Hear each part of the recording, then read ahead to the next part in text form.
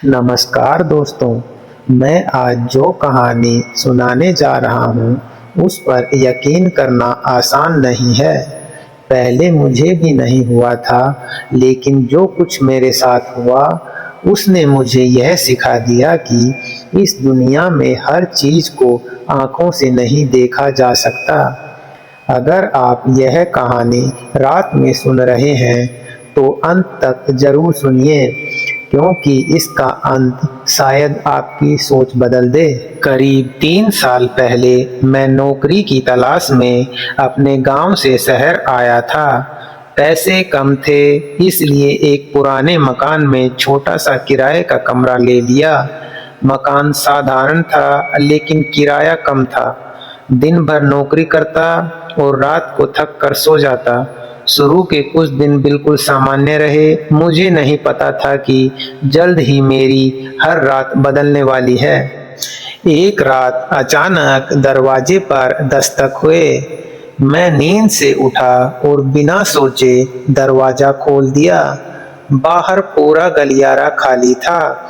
मैंने सोचा शायद किसी बच्चे की शरारत होगी। दरवाजा बंद किया और फिर सो गया। लेकिन कुछ देर बाद वही दस्तक दोबारा सुनाई दी। इस बार मेरे मन में हल्की सी बेचैनी होने लगी। अब यह रोज होने लगा। जैसे ही मैं गहरी नींद में जाता, दरवाजे पर दस्तक सुनाई देते। कई बार मैंने बाहर निकलकर पूरे मकान का चक्कर लगाया, कोई नहीं मिला। पड़ोसियों से पूछा तो सबने कहा हमें तो कुछ सुनाई नहीं देता। अब मैं किसी से अपनी बात कहने में भी झिझकने लगा। धीरे धीरे मेरी नींद कम होने लगी।